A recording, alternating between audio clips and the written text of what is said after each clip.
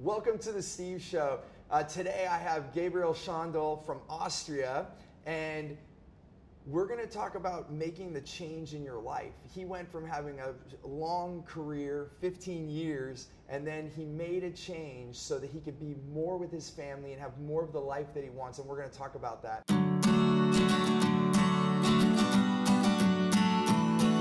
Well, Gabriel, I'm so excited that we were able to do this.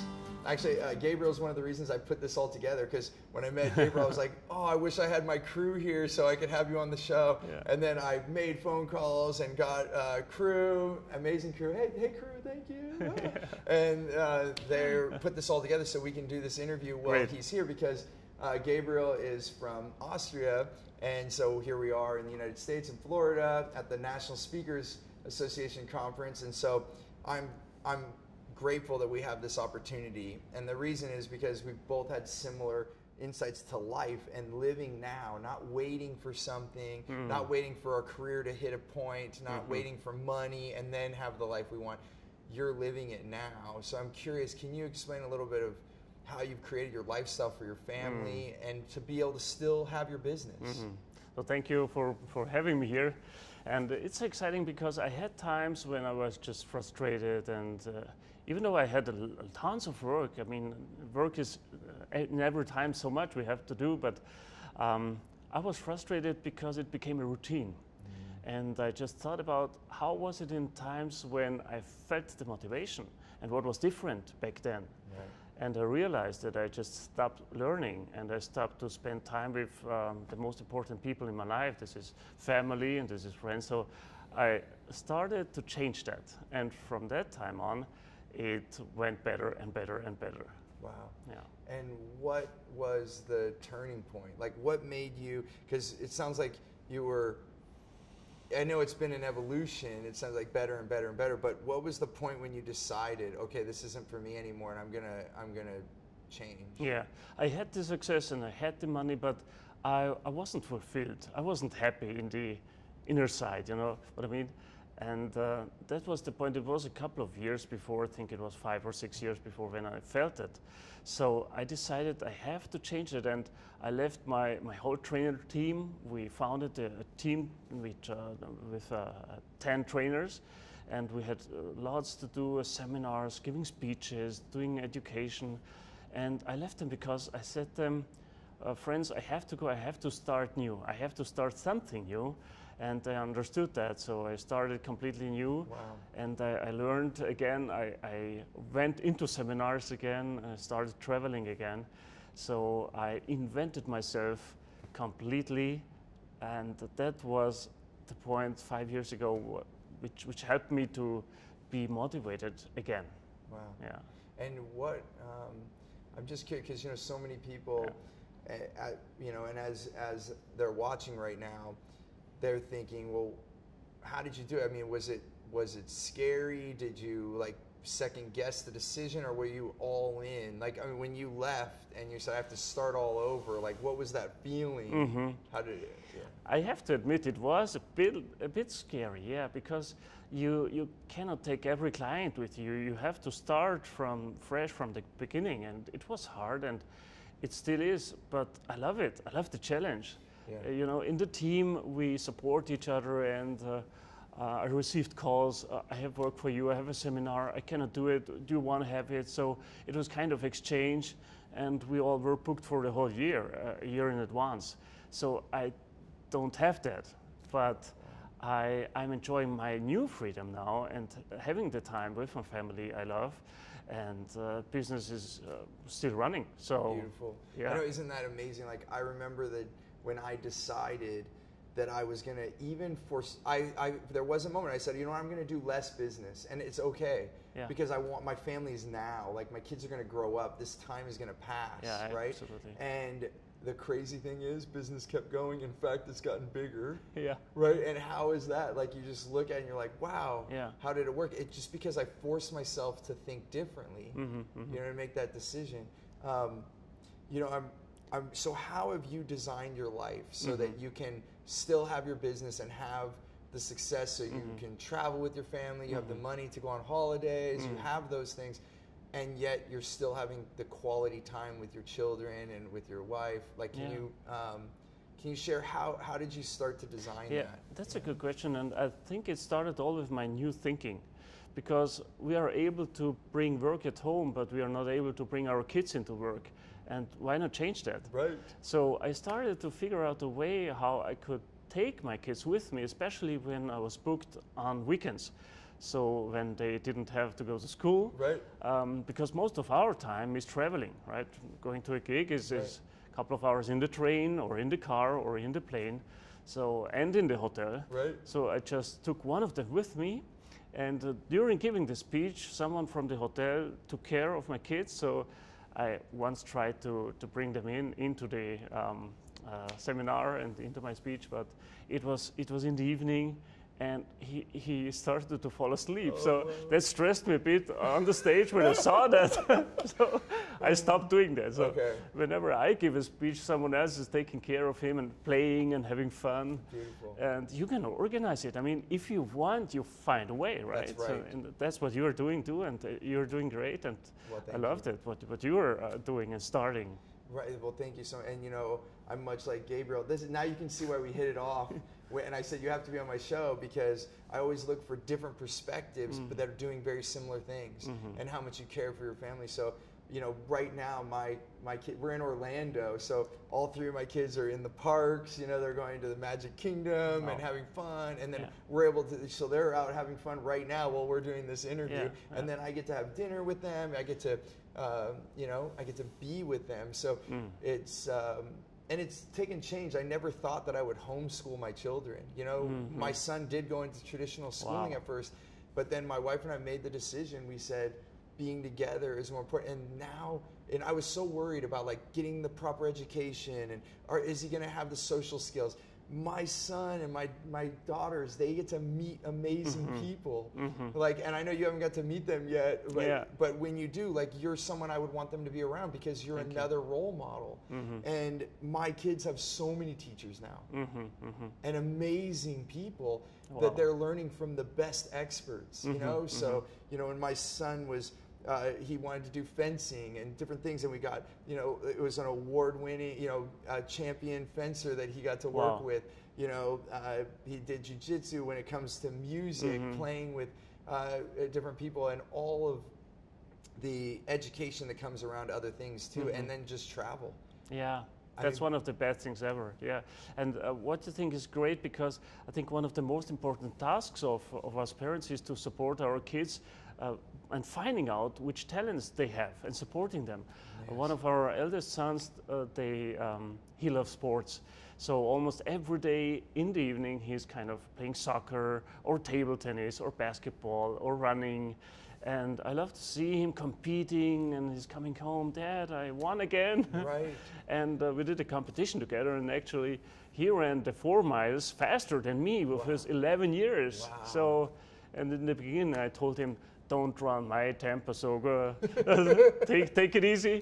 And then he just left me behind. So it was so great to see and experience how they develop their personality, and it's such a great task to be on their side in that time. It's so amazing, and thank you for sharing that, because this is what I live for. The number one thing that I want to be is father, and then speaker, author comes after that. That's right? Beautiful. You have it on your Facebook site. I saw that. Yeah, that was inspiring. Oh, well, thank you. Yeah.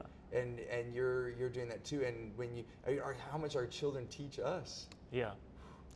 For especially when I think about tempo, you surely have had a walk with them. Yes. And normally we are used to, oh, come on, I have to hurry up, I have to be there on time.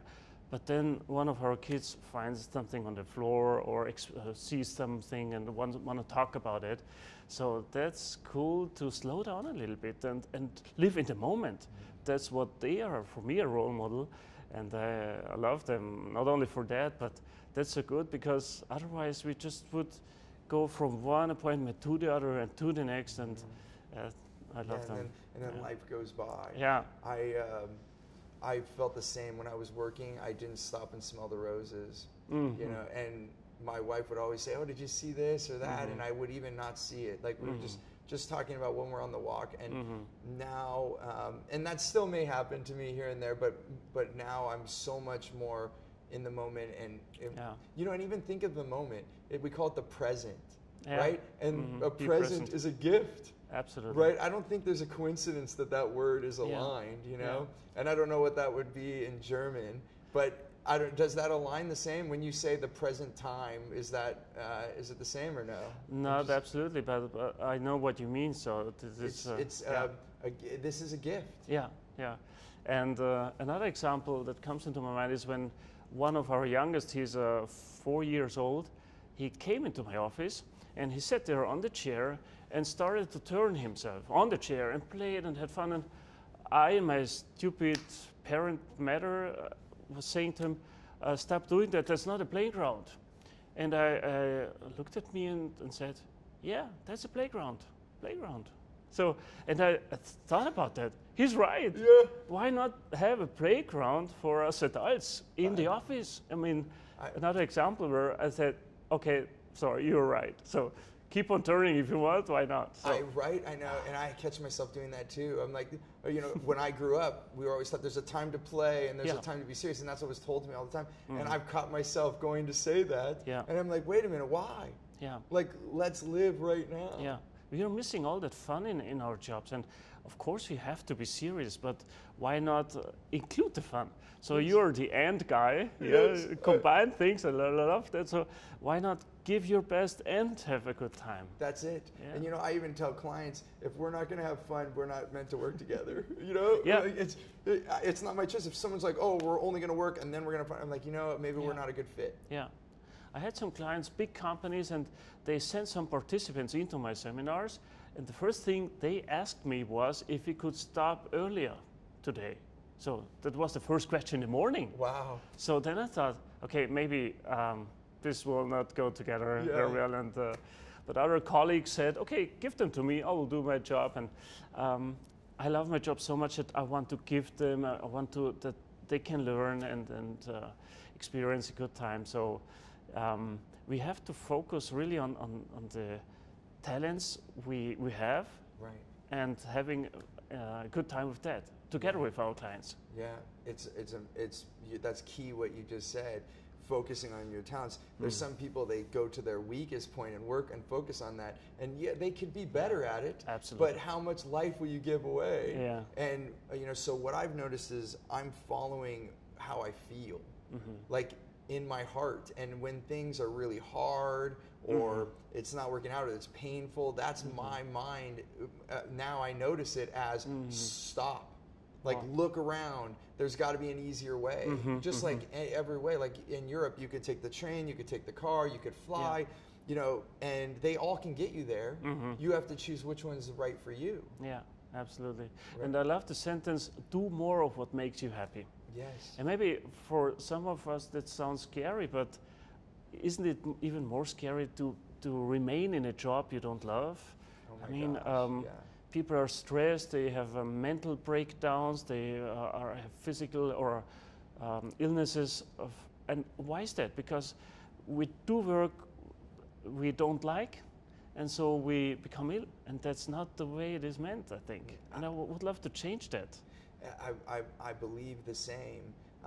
And you know, I think the best way that I've found to be able to use in a metaphor is if you put your hand on a hot stove or a hot grill, your mind tells you to move away, right? Yeah, or, immediately.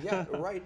And it's more subtle, but when we are not going on the right path, our body tells us, like, we're not happy, it's uncomfortable, so it's less than burning, right? But it's actually telling us something. Yeah. And so we do have calibration, we do have a notification system, if you will, inside of us. And if we follow joy and happiness, then you actually, that's how I know I'm on my path now. And the way that I know that this works so well is because as I've practiced this now, everything comes so much easier, and I have what I want so much faster. And it's proven to me that when I'm over on this path and it's hard, it's slower, it hurts more. I don't get what I want the way that I want it. And then I'm like, oh, it's following the dream. So I'm not taking away my dream. I'm just going on a different road. Okay, so you again changed your thinking, right? Right. And made another decision. Yes. Wow, that's so good. It's And more of us should do that, because we have the chance. We live in a time where you have so much choice. I mean, you could do whatever you want. right. And the really scary thing is to remain in a job you don't love, or? That is, yeah. That just is wild to me. It's like basically forsaking your own life, or not caring about yourself. You're willing to give up your own life. Yeah. And that hurts, Yeah. right? And you don't get it back. You don't get to like say, "Oh, let me start over. Can we rewind?" No, yeah. It doesn't happen. I'm right. curious, Gabriel. Like when you first made this transition, what was that like? Like because some people might be watching this and they're saying, "Oh, what do I do?" Like, so what were the first steps that allowed you to keep, when you changed? Yeah. Yeah. You mentioned it already. The first thing is to say stop. And what is going wrong? To feel it, because people don't take the time to experience and to feel inside their own body what they feel, and what if you feel it, then you know you have to change. And then the question is, what do you want? What are you dreaming of? What are your dreams? And that's the next thing we do not take the time for. To dream big. I mean, you Americans, you do that. You dream big and you act bold. That's what you're famous for. Right. Yeah, that's what we appreciate in Europe by observing you and seeing, okay, how many of you are living actually their dreams. That's good to know. Right. Because our thinking is from time to time a little bit narrow, and we cannot do that, and we have negative beliefs, and we have to stop that. And what was helpful for me is taking the time, having some inspirational material, be that in seminars or speeches or on CDs or on books, or talking to people who already made that. Right. So having a mentor would be great, to having someone on your side who takes time for you and who gives you ideas. That is really helpful. Well, and that's beautiful, and that's one of the things I teach so often, to find mentors. So I'm curious, did you gain a mentor, or who was in your life at that transition that helped you the most? Or was it a book or a seminar? Like, what was the people that you leaned on? Let me think about it. Was I love all these personal development things. I'm in that for 20 years now. So it was already there. Yeah, it was there, but I stopped to acting on it. It was knowledge. Yeah, and so that's when I was kind of alone with me. And in that time, 5 years ago, when I changed that, it was really just to take the time and to think about what would I love to change, and what would I want to experience in my life, and what do I don't want. So I have to stop something if I want to have something new. Different, right? Yeah, like if you want to go east and you're driving west, Yeah. the first thing you have to do is turn around. Yeah.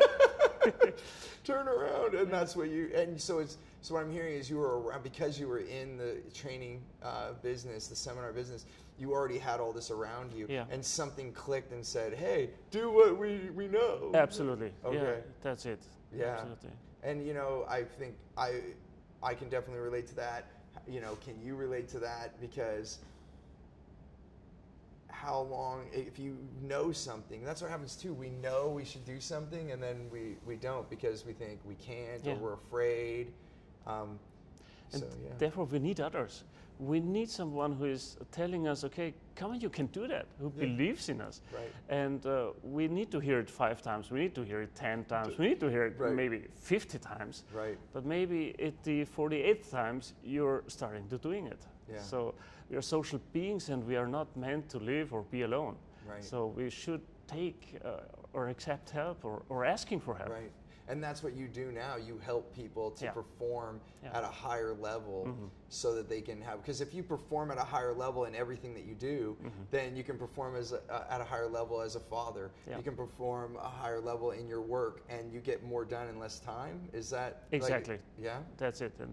And I love it to seeing if people are giving their best. Yeah. Yeah. And there is still potential in that. So everywhere.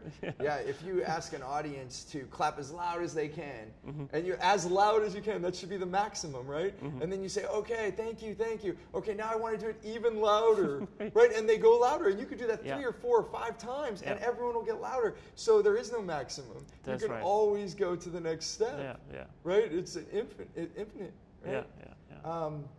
That's great. This is you and I could sit and trade stories all day, and with the time that we have left, I'm really curious, Gabriel. Like, if you could only talk to this audience one time and tell them one thing, you know, that is most important around what we're talking about, what would be the one thing you would like to share from everything that you've experienced? What I would love to share is that you should stop and take a minute for yourself and start to experience what you feel. And if there is something you want to change, then do it. I mean, start with small steps, start with baby steps, and ask someone who already did it, then, because you can do it. And we love to share that experience because we felt it. And it may be scary, but it's better than remaining in a position you don't love. Yeah, and like you said, you even said earlier in this interview, what's scarier? What's going to be scary? To like wake up and be 80 or 70 if you make it that far, right? And to say, oh, I didn't do what I wanted, and just put that thought. You know, I think, I forget the woman that wrote the poem, but I think Mark Twain read it once, and it's called The Dash. It's, you know, on the gravestone, you have your birth date, and then you have the day you die, right? And then it's the dash. The line in the middle between the dates, that's what's important, right? So it's like, what are you going to do with your dash? Like, people look at those dates and they think that's significant. The most significant part of your life is what's in between those dates. That's so good, and I like it. That sounds weird, but I like to go to funerals because they remind me that I have a life now, and I'm not sure how long it will take. It could be over tonight, it could be over in a year or in 10. I mean, my grandfather, he was 98 when he died 2 years before. And but we don't know that. So why not make the best out of the time we have here? It's absolutely correct. You know, I got to spend time in the Amazon. We did a mastermind. We walked through the Amazon, and I was in Peru, just on the border of Brazil. And the Peruvian people, and more of the natives there, they say you cannot live until you die. So they actually they grow their children. As they raise their children, they let them experience death in different ways, through nature, how the trees die and they come back alive, how animals die and then are born, and just showing the life cycle in a big way. And it's a big part of their teaching, because they want you to know that you're going to die, so live now. Yeah, absolutely. And until you accept death, like you're saying, like, even that it's crazy, you go to a funeral, until you accept that point, they believe you cannot fully live. You have a double good life. If you will be 80 and you look back, then you could experience all the good things again. So I love that idea, and one of the experiences or the exercises I love to do in my seminars or speeches is you write your own speech for your 80th birthday. So what would a best friend say of you and your life? And do that. So write that speech and see what's in there. So that's wonderful. Yeah, you should actually do that, because what an amazing way to see what you would like, and then highlight those things that you have yet not done, and go do them. You know, because if there's a sentence in like, his family loved him and he was a family guy, then you will realize you have to spend time with your family if someone will say that. Right. So it definitely makes a marker for what you should do. That's a beautiful thing to share. And I'm curious, are you pretty active on social media, or like, is there going to be a way that I can link to you from the show? Yeah, I have an official Facebook site, or I'm on Instagram and Twitter, and I love to share the experiences with other people. So I love to connect. Beautiful. So what I'm going to do, I'll link to Gabriel's site so that you guys can do that. And you know, if you have questions, or even just if you had a remarkable experience of something that Gabriel or myself said that made an aha, share it with us, because that's what gets us inspired to get up every day, right? Absolutely. And then if you have questions, that also helps us to know what to teach next. And maybe it can be one of my next episodes, or maybe something Gabriel could share. So do let us know Yeah. and give us feedback and ask questions. And as always, remember in life, and this is why this is my tagline, choose gratitude and create freedom. Thank you so much.